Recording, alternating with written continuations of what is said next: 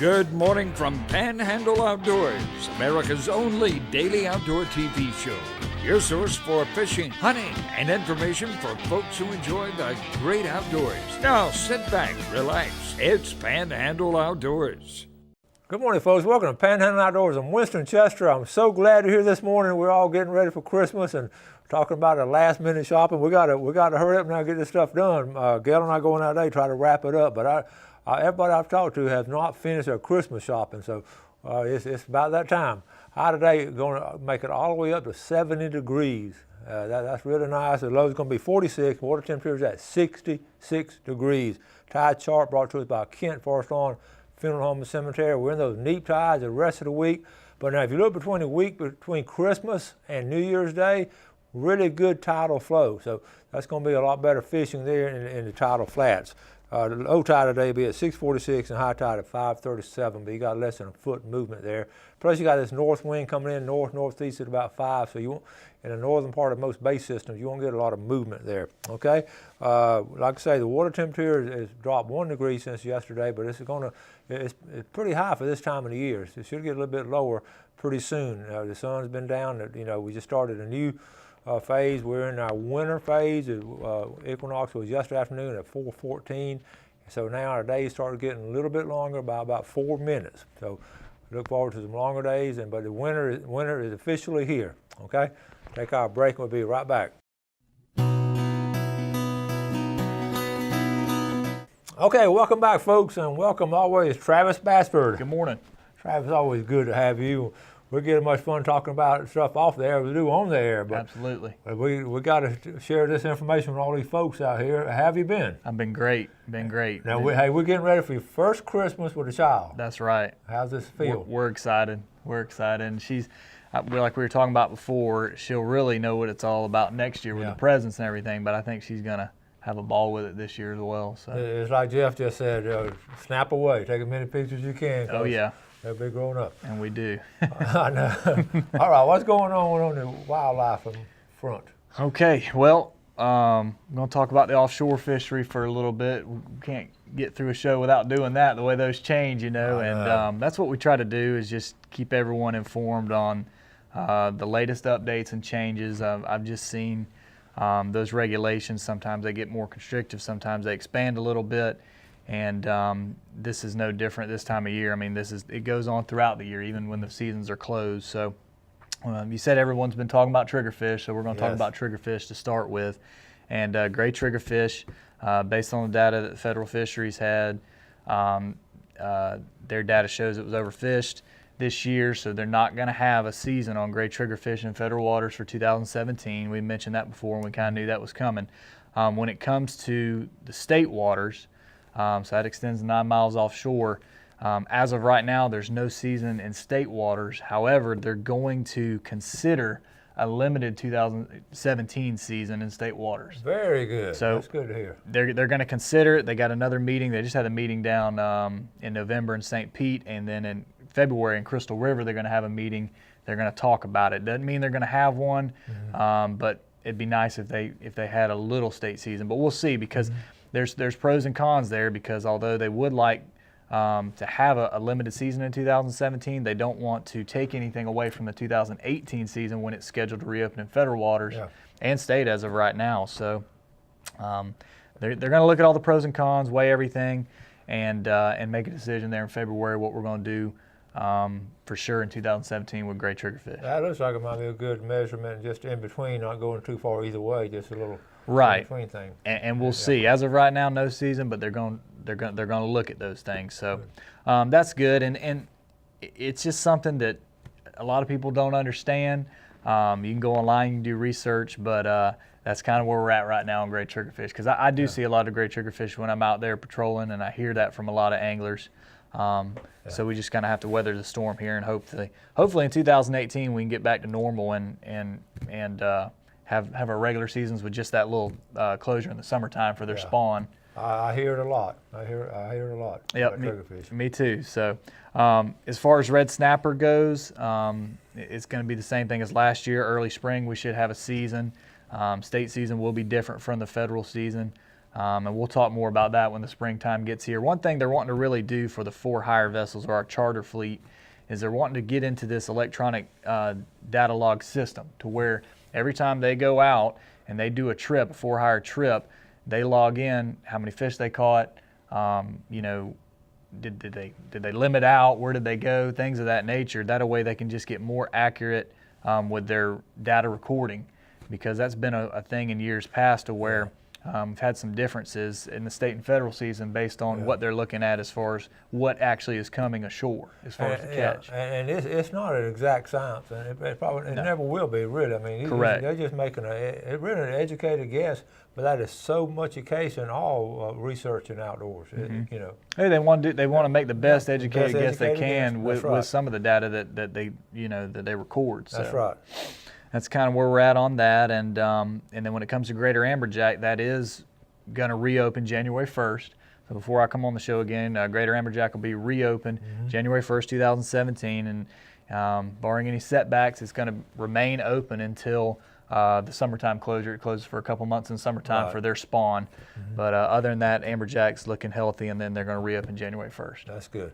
Good. Yep. So that's basically what's going on the fisheries part of it, and you want to take a break and we can talk about what's really going on, which is the hunting before I take stuff. a break, I know while you were out, did you see the catches during the past month and all? Did you see many flounder and all, and divers? Did you see a lot of flounder? I did. Yeah, we saw. It seemed like it was a late push, and actually they're getting them offshore now. It seems like almost all of them moved offshore, but I saw actually just as many, if not more, on rod and reel than I did being gigged. Okay. Which usually in the late fall I see more gigged than rod and reel, so it was an increase on that. But yeah, I did see a lot of really nice fish come from, right inside the pass, St. Andrews Bay, and then right offshore too. And that was within the past month and all. They're still getting them offshore. They're still getting the divers. Yep. Yeah, I know it. Give one thing away now? Yes, thank you, Jeff. We're going to give away stuff all every break today. I think right now we're going to give away this really nice, what I call a prize package. It has Jeff's video in it, a walk through nature, which is outstanding. It has some pliers and T-shirts and fishing line, all kind of stuff. Okay, and we're going to. Travis, you're going to have to work here today, so you're going to pull out a name out of it. Okay, pull out one name. And don't put out your wife's name now. I ain't gonna do that. What we got? Here we go. Oh, Philip Berry. Philip Berry. From Southport. There we Philip's a loyal watcher. Got Berry's car dealership up there, 231. Oh, that's fine. I know Philip. Philip, Yeah, I grew up with his son, Kevin. Yeah. Absolutely. Good folks and all. All right, Philip, y'all run by the studio and pick this package up. Let's take our break. We'll be right back.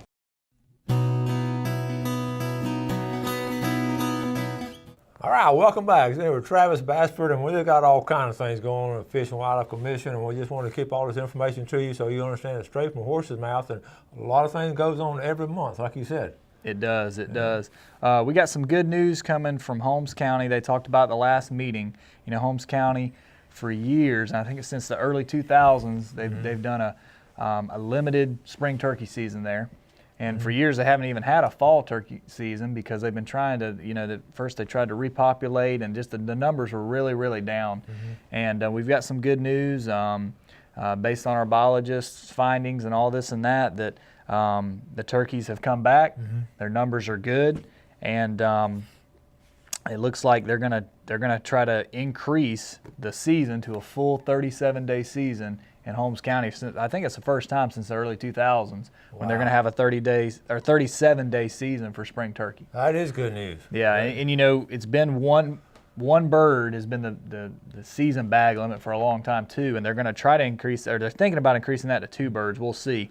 But these 2 proposals are going to go in February at the meeting in Crystal River, and then they're going to have a final rule. So from what I've heard, it sounds like they're going to extend that season. They might go to 2 birds, but it's just good news that the turkeys have come back there. What a great conservation story. Absolutely. Of how, we recognized the shortage, and everybody agreed it was a shortage, the hunters and the Conservation Commission. Sure. Everybody did action, and look what the results. Yep, absolutely. That's what it's all about, and we want everyone to enjoy the resource, and sometimes they've got to cut back, but being able to come back and have a full season. So that would just go along with the statewide regulations, 37-day spring turkey season, and then possibly increasing the season bag limit from 1 to 2 birds. Okay, very So, good. Good news from Holmes County.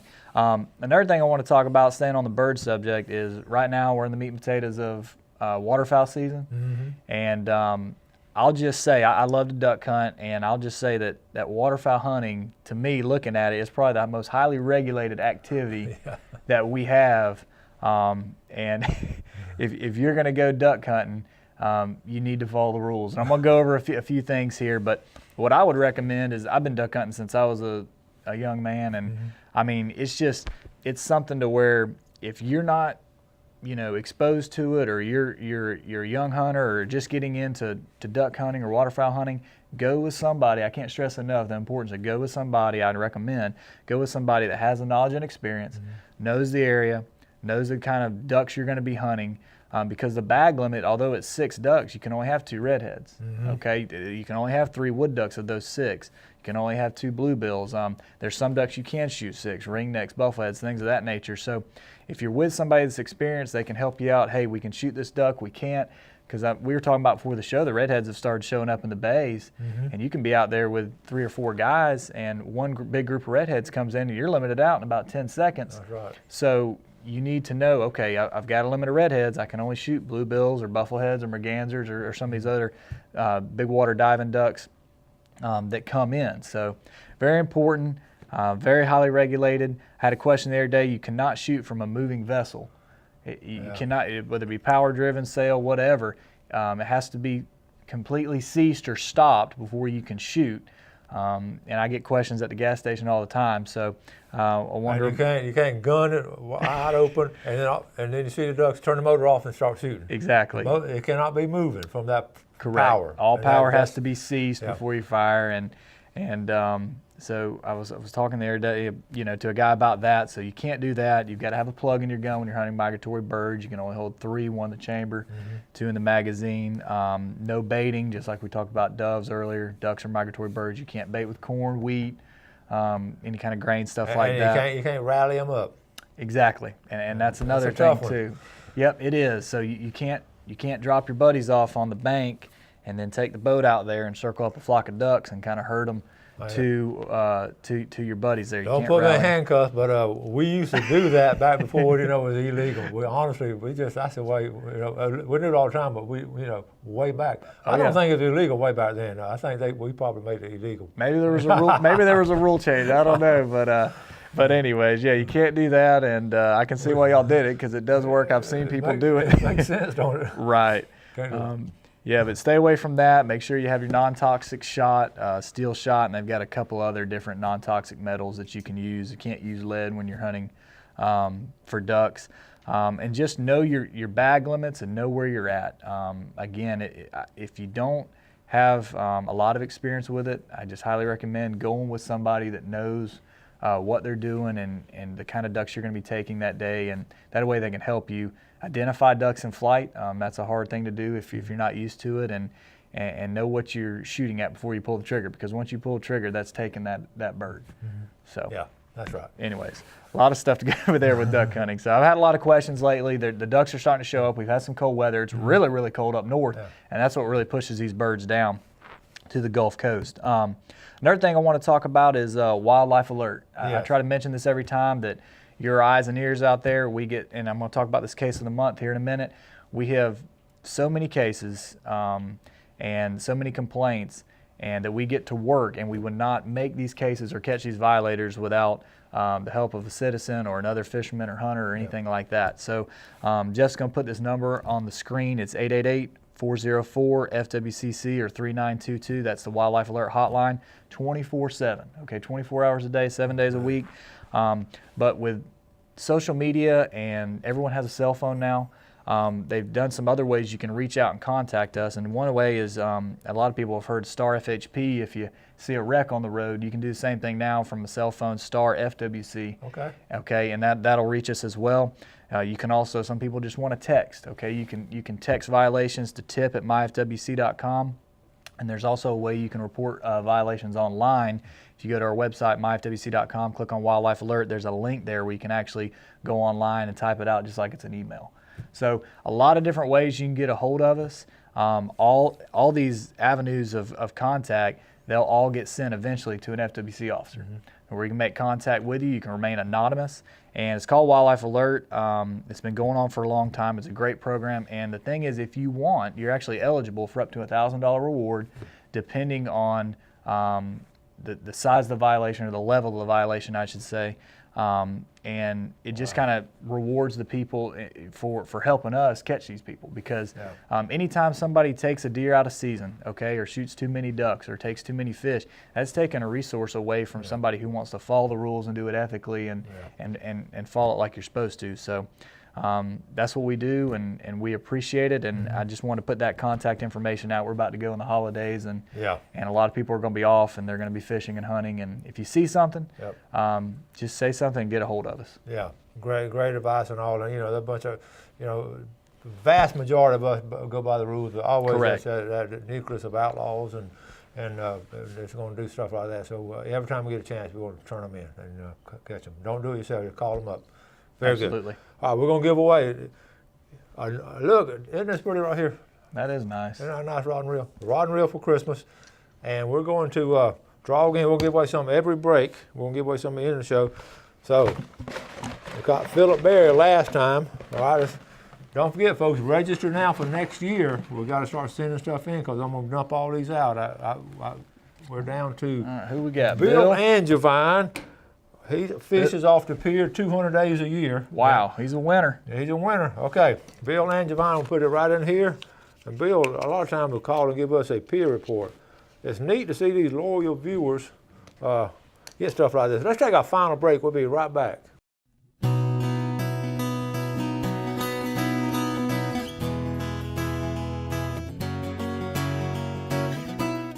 Okay, welcome back. Sitting here with Travis Bassford. Let's look at our fishing game times today. We're looking at 6:46 to 8:46 this morning, and this evening 7:07 to 9:07. And by the way, if you don't win anything, you can always come by the studio, and we have these Panhandle Outdoors winner stickers and all. These are the clear ones that I have, like right here, the clear ones, and then also have the color ones. So I have a few left for this year. I put them right here on the desk. Just come by, and you're welcome to get a couple. Don't get too many, but you're welcome to get a couple. All right, case of the month. Case of the month, okay. This is another interesting one, and it seems like the last couple times we've been talking about night hunting. They all interesting to see how stupid people are.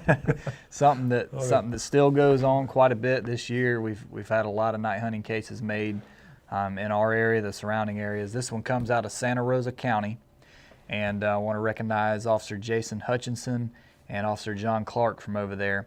They made a great case, and it all started from a tip from a landowner. So kind of like we were just talking about with the Wildlife Alert, just one little tip, and I'm going to get into it right now. Basically, there's a guy. It's in the Blackwater area over there. Forget how many thousands of acres that is. Santa Rosa, Escambia County. Yeah. It's a big public hunting area, and there are some private tracts of land inside Blackwater. And this was a private piece of property. There was a landowner. He had a soybean field, excuse me, and he heard a high-powered rifle shot at 2:53 a.m. You get specific, because that's important when you're giving these stuff. Give the specifics so we know the time, the location, and stuff like that. So he heard that shot, and it didn't seem right. So he saw a vehicle, heard a vehicle, and then the vehicle left the area, came back, and then left again. So once daylight got there, about 7 o'clock, he walked out in his field, and sure enough, there was a really, really nice 8-point buck out there that had been killed, freshly killed, earlier that morning. So he called FWC, told the officers what had happened. It was actually Officer Jason Hutchinson he called, and they came out. They took a look at the deer. They saw the sign. They said, okay, well, we'd like to seize this deer and see if we can make a case. We think this individual will be back, in the area. So they started working the complaint. Within the first couple nights, sure enough, a vehicle. One evening way after dark, a vehicle came down matching the description, came down the road. They were sitting in the area. They saw the vehicle work a spotlight in the field, come on down, work it again. And they ended up actually, as the vehicle turned off, actually saw one of the FWC trucks. So they went ahead and pulled him over, took him down, And sure enough, he had a high-powered rifle in the vehicle. You can't do that when you're shining a spotlight, Right. you know, in an area that wildlife are found and you're disclosing their presence. You can't do that. So they get the driver out, and they do an interview with him, and he admits to, hey, that was me last night. I shot the buck in the field. Okay, so that's one deer that he admitted to killing. Well, further inspection revealed that there was actually some deer meat in the back of the pickup truck, and that was another deer that he had taken. First he said it was a doe, later it was a 6-point, so they go find the carcass and this and that. They ended up going to the individual's house, and after an interview, he admitted to killing, and I've got it written down here because it's something, he admitted to killing a 6-point deer, a 7-point deer, an 8-point deer, a 9-point deer, and a doe. Holy cow. Okay, so this was all within the last few weeks, or a couple weeks really. So he had been pretty serious about what he's been doing. So it was a great case. They ended up seizing these deer and the antlers. They seized a .270 high-powered rifle with a scope and some bullets. And then in the vehicle, he actually had some drug paraphernalia. That was another charge. So they ended up charging him with taking deer at night, willful and wanton waste, because some of the deer, he was only cutting the back straps out and leaving everything else. You can't do that. So it was a really, really great case. And again, great job by Jason Hutchinson and John Clark getting a complaint, just like we talked about before, working the area, catching the violator, and then it was almost like you get down the rabbit hole and you don't know how far it goes, and it just turned up being, you know, I mean, they seized like 5 deer and a rifle, and was able to really put some charges on this guy to hopefully deter him from doing this kind of thing again. And it came from that one phone call from a citizen. That's it. And it's just a classic case of working. Yep. That's how it started. So great job by those two guys over there in Santa Rosa County. And look what all he's doing. That's crazy. Yep. Yeah, crazy.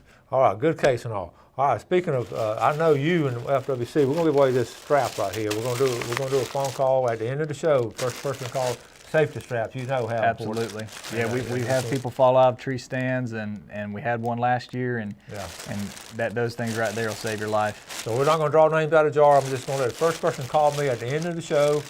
Y'all, my number's always on the screen, so we're gonna give this away, and also tomorrow we're gonna give away 1 or 2 more things, and we're wrapping up our Christmas.